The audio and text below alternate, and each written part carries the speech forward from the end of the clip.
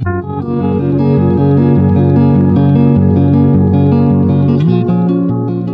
everyone, and Hello. welcome to Restoring Our Marriage Through God's Grace and Forgiveness with Brenda. And Boris. So we're here, just wanted to come and share a little bit about us and some things that God has done in our marriage. He has restored. He has restored us through His love, His forgiveness, and just gave us a new marriage. Um, And we really experienced what grace was yeah, firsthand, yeah, for sure. yeah. So I think first of all, I just want to quickly say that one of the reasons I felt in my heart to share our story is you know in the Bible there was a part where the disciples told Jesus, like, why do you tell stories? Why do you tell parables? And why do you do this? And I love Jesus's answer because it's just straightforward and it makes sense that he said, we have an insight of what God can do and what God is capable of. So why not share that with people? So it's the same thing with us. It's like we have an insight of what God is capable of doing and what He's done in our marriage, that we have decided to share our story. Yeah, we have firsthand experience. Mm-hmm. But first, let's talk about us a little bit. Okay. So how did we meet? People are dying to know. How did we meet, Boris? I think we met first at a youth camp in 2001. Yeah. We first met at youth camp, and then after that, I saw her a couple of times at some church services. We said hello, and I think at the last one we exchanged numbers back then, house numbers, because we didn't have cell phones back then. Imagine that, no cell Imagine phone. that, yeah. So we exchanged house numbers, and then she invited me to her birthday party, which was in September. Yeah. And then I went, and then I think at that point I was like, "Oh, is she interested in me? Like, is this more than just a friend?" I wasn't sure, but we kept in contact again, and then she invited me to her house for Thanksgiving, Yeah. and we went over. I went over to her house for Thanksgiving, and then it was actually her aunt's house, Yeah. Thanksgiving, So and you then tasted that, Bernine? I tasted it Benin, even though she's not Puerto Rican, but let me tell you, it was excellent. And then she had some pickled onions that blew me away. So I was at that dinner table, and I'm like, man, This is I think it. I'm gonna stay a while. And I think that was it. I think that Thanksgiving was when I was like, all right, she's definitely interested. It would definitely there's something there. There's an interest. And then we went to another youth camp, maybe a couple weeks after that, and then that's when we made it official Yeah. in Yeah. December 2001. Yeah. And it's funny because we both didn't drive. No, We barely had cell phones. You had like a pager or a we three-way used to call each other on through a a school payphone. payphone. Yes. So I know you or your homeroom was at Mm-hmm. 7:50 or 8 o'clock. So I would call you. Yeah. A Hmm. lunch period or something Hmm. like that. Yeah. So we didn't really. So it was really like a long distance relationship, you can say, for teenagers, because we were 30 minutes away We were from 30 each minutes other. away. We didn't have Hmm. cars. We didn't really see each other. We used to have a notebook. Do you remember that notebook? I'm pretty sure we tossed it in a fire somewhere at Yeah, some we point. had But a notebook later in our spring, like the yeah, springtime. Yeah, it was and we nice. would just like write things until the next time we see each other, and we would exchange the notebook, and we'll go back and forth this notebook. And so yeah, so it was very young love, I can say, young Hmm. love. And you know We had a lot of things in common. Obviously, our same ethnicity, and we yeah. both liked God. We loved Jesus, and we were into sports, Hmm. and we just had a lot of similarities. Yeah. Hmm. I think our first conversation was like, so what grade are you in? 12th grade. Oh, where are you from? El Salvador. Oh, really? Do you play any sports? Well, I run track. Oh, me too. And at that point I was like, okay, dude, like I think you just trying to get my number, but I didn't have a number, which is That's true. another story in Hmm. itself. Hmm. But yes, we had a lot of things in common, and God is so good. We did get married at a very young age. We were about 23, 24 years 23, old. 24. You know, we had our first child after 3 years of marriage. Yeah. We got Yeah. married in 2007, Yeah. and then Israel was born in 2010, Hmm. and then we had Chelsea in 2014. Yeah. Hmm. So I think that, being young ourselves and trying to figure out who we are and just trying to, I think I came with a lot of baggage, from my past. Growing up in a broken family, divorce was a thing, um, and I think it was hard, when getting married so young. I wish if I could have done it again, still with you, right? I think I would have fixed a lot of my trauma I had that I didn't know how to Right. handle. I was gonna say you didn't know you Yeah, had that trauma until you yeah, realized that you had it. yeah, So you're just exactly. walking around, you're just pushing through life, Right. trying to figure things out. Like a Yeah. young adult, those years are tough years because I think that was another reason why I felt comfortable getting married with you at that time because I was just starting to do my master's, my graduate work. Mhm. I had already done my bachelor's and I was Mhm. ready to settle down. Mhm. And I saw a future in you, with Mhm. you. Yeah. So, But it was, I think that it, like, I love, like, when the kids were little. I think they kept me alive. They kept me, because just watching them, and, the curiosity and them growing and learning, and, me just trying to be the best mom I could be, and fun, and, just whatever I could to do with them. But, I think after a while, just it was tiring, with two little. I mean, it was tiring for you because I wasn't a teacher at the time. You were already, so you have a 3-year old and a newborn, a baby, and I would have to go to work.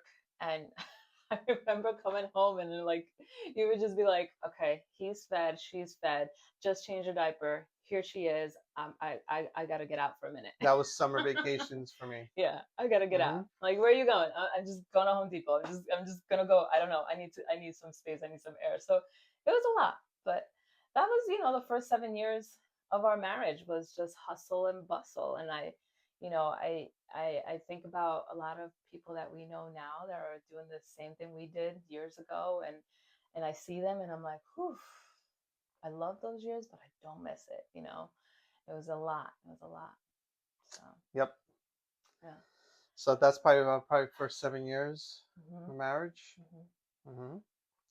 Hmm. So let's see. Now we've been married for 18 Yeah, years. I'll be We'll be 19 celebrating our 19 year this this year, year. this August.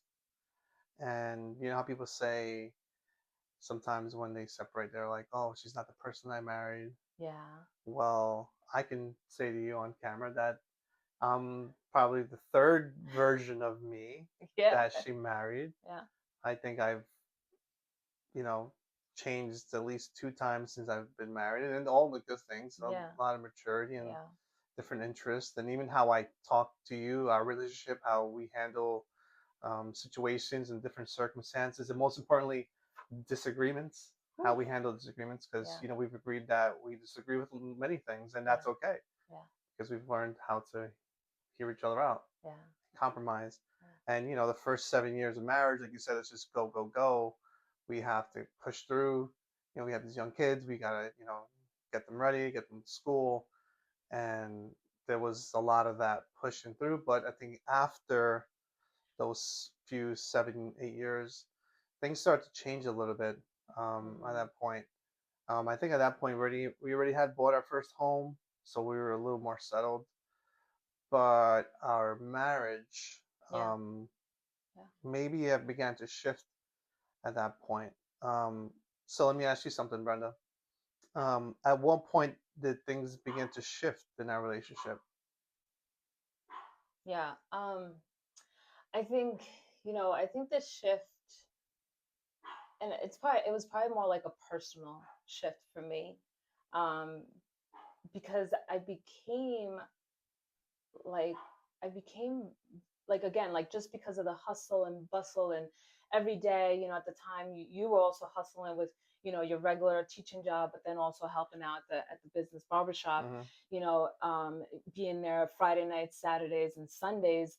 Like, I became very, like, man, I'm doing this by myself, even though I really wasn't. It was just it was a battlefield in my mind that I was struggling with. And it was like the nagging became a a thing. The complaining became a thing. The you're not, even though I probably wouldn't tell you, but you're not good enough, or anything you did wasn't good enough. Like, I wasn't looking at the big picture, at the fact that you were providing for us, right? That we had a roof around above our head, because you were hustling and bustling. I worked too, but I became this nagging wife where, I didn't know how to ask for help without complaining, without nagging. And it's crazy, because now I know, right, that the Bible says that a nagging wife is not like, it shouldn't be. We shouldn't be naggers. We shouldn't be complainers, because that fed into other thoughts of, man, maybe the grass is greener on the other side. Or maybe if I could just find someone that can just be here and be present. But it wasn't the fact that you weren't present. It was the fact that you were so busy hustling and bustling and working hard for us. And I want to say that the shift didn't happen overnight. That shift didn't happen with just the one thought. I really believe that it was the piling up of the complaint after complaint, and just finding the next nag or the next wrong move that you made. And I, you know again, I've learned so much of how to shift those thoughts. But the biggest thing was, it was that I was allowing those things to pile up. And I want to say it was months, years of me complaining, you know How much of that do you think was the enemy all as of it. opposed to reality? Because like the Yeah. enemy is a master manipulator. Hmm. He loves to twist things around and Hmm. twist our perspective. And like you say, the grass may be greener on the other side. Hmm. And how much of that was maybe not trauma that you carried, Hmm. you know, about being by yourself? That was some trauma that you had that you didn't really know you had. Hmm. I don't know if you want to talk a little bit about that or those two things. Yeah, I mean, you helped me move out of my mom's house. That is true. I again, um, I don't want to speak about how my mom was. However, I did grow up in an environment that there was a lot of, again, a lot of complaining. And just that's all I learned. That's all I saw. But I think, again, I think being abandoned at such a young age. My dad leaving at 7 years old. I don't fault him for him. If I don't fault him for it. But um, I think that I always felt like I was a loner. I was by myself. I had to figure things out at a very young age. I left my house at 18 years old, and I and also I think I grew up with that attitude of, don't tell me what to do. You know, like, submission was hard for me, because I Mm, never had that. I hmm didn't had to, like, I took the easy way out of moving out, and I think that I never knew how to submit. And it's so beautiful that in the Bible says, wives, submit to your husbands, and vice versa. And these are things that I learned later on. But again, I, that was a buildup of just complaint after complaint. So with me, I didn't really feel a big shift in our relationship. Hmm. Um, I don't towards I would say maybe 13 years of our marriage, I started to sense that we were getting distant. Hmm. And it wasn't because we were busy with work. I Hmm. just felt like relational or relationship wise, we weren't maybe as connected.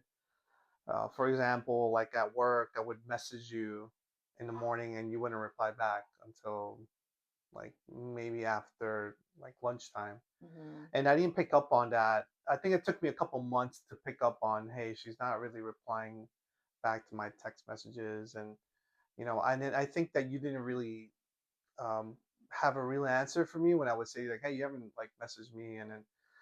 And I really started to feel in my spirit that we were really apart. This Like, is when we still lived in Seattle and I or was just living here. here. Yeah, I Oh, felt that, so yeah. I felt like a little distant from you. And, Hmm. I felt that you were not nagging, but I felt at that point, I felt you were ungrateful. Mhm. And I would ask myself, like, why is she so ungrateful? Like, Mhm. what does she need? Like, what material thing does she need? Mhm. Like, does she need like a better house, or does she need, you know, better clothing? Like, I Yeah. didn't know, like, why is she not grateful? So at that point, I think I reached out to a marriage counselor, Yeah. because I knew in my spirit like something just wasn't right. Like I didn't, I felt like a Yeah. disconnect. And can I Um, just clarify that this is like from me starting the nagging and complaining, this is fast forward like 5 years mhm, probably because we sold CI house and now we moved into this house. So yeah, this is fast forward 5 years. right. And I think we did have moments in between where it was happy, right? Because I remember selling our house. It was like, oh my God, it's like another step. It's a new Of chapter. course. It's a new, and so we did have roller coaster. So this is fast forward 5 years, right? Yeah, and I never picked up on you. Again, this is again the reiteration of your husband. Hmm. I never knew that there was a difference between a complaint and a vent. Like Right. when you're venting, that's Yeah. very different from when you're From complaining. complaining. You know, I mean, as a man, like I want to figure things out. Mm-hmm. So that's something that I love, like figuring things out. And when you say something's not right, I'm gonna try to figure that out as soon as possible. But you probably didn't want me to figure out. You just want to hear me out. Now, I never had that skill of just sitting there and listening to you Listening. vent. In fact, I think I don't. I mean, what husband likes to hear their wife complain? I don't think any husband likes to hear Yeah. their wife complain. So that was something that I had to learn. Like, hey, there's a big difference between complaining or you venting. So now you know that when you start going off on a tangent, you start going down a rabbit hole, I'll kind of stop you. I go, Do am I you listen? listening to Or you am I figuring or it am I out? figuring this out? Because if I'm figuring this out, then I'm really actively thinking about the solution, as opposed to when you're venting, I'm just going to sit here with my Yeah. coffee and just let you talk and just hear you out. Because, and that's the same thing with you. I think you've learned that too over the past couple of years that, Yeah. hey, I also want to vent too sometimes, but there's also times I want to complain. Yeah. And that's something that, again, same thing with you. You have to sit there and either sit there and listen, or you're figuring it out. Yeah. So at that point, we started to get marriage counseling. Mm-hmm. I think we may have had like 2 sessions, and this was now fast forward like the like the early 2021. Mm-hmm. You know, that's when I think we were we still in the middle of COVID? Yeah, I think Yeah. everybody Yeah. was still 6 feet, everything was still distant, everybody was still wearing masks. I think that was the first winter because COVID outbreak happened in March 2020. Mm-hmm. And then so when we started receiving marriage counseling, it was through Zoom. So I Yes. think you were in the office and I was in We another started room. together. We started together. Yeah, and I think Mm-hmm. that's when we really started to unravel certain things. And you know what? I have to be thankful to God, and this is what I was talking about earlier in grace and forgiveness, that he even though I don't want to say I was in sin, like we weren't. I didn't think we were away from the things of the Lord, but I think that we may have just slipped up. We may have gotten comfortable in our relationship with the Lord and our walk. Yeah, for sure. But like you said, things like this don't happen overnight. It's Right. little by little, all these things that pile on. And I think that was when we had the big turning point in our Yeah. marriage. And can I say that I remember years ago I had mentioned let's do marriage therapy, and I don't know why I said it, but like I was just like, let's do marriage therapy. And you were like, okay, yeah, yeah, but we never did. And when you brought it up again, 5 years ago, let's do marriage therapy. Or let's do marriage, yeah. Counseling. Counseling, I was just kind of like, oh, okay, well, in my mind, I was kind of like, well, no, it's a little too late, like, because, I knew that I wasn't right in my mind. And when you brought up therapy, I remember we started therapy, like you said, in Zoom through Zoom, and we started in the same room because I remember I had a little notebook, and I started just writing down notes. Um, so crazy, but I started writing down notes and just do my diligence, like I like so I can look like I'm being that wife that cares right now, and just, I don't know if you remember this. And and I guess after that, you know can you kind of like just tell us like what happened? And this is kind of like where our story begins, of Our restoration yeah, story, rest story our marriage begins. Yeah, restoration story. this Um, is where you, like you said, our story this was our turning point. yeah, that's when A few I weeks felt, later, a few few days years later. later, I felt I was really at that point trying to get closer to God. I was intentionally like praying more and just seeking Him more, and worship, listening to worship music Hmm. more. And one night I was, getting ready Hmm. for bed, and then I felt God tell me to check your iPad, check your Yeah. phone, your Yeah. messages, and it was just a random. It's like, okay, Thought. which I don't think I had ever done. Yeah. And that's when I found messages that you were in a relationship outside of our marriage, Yeah.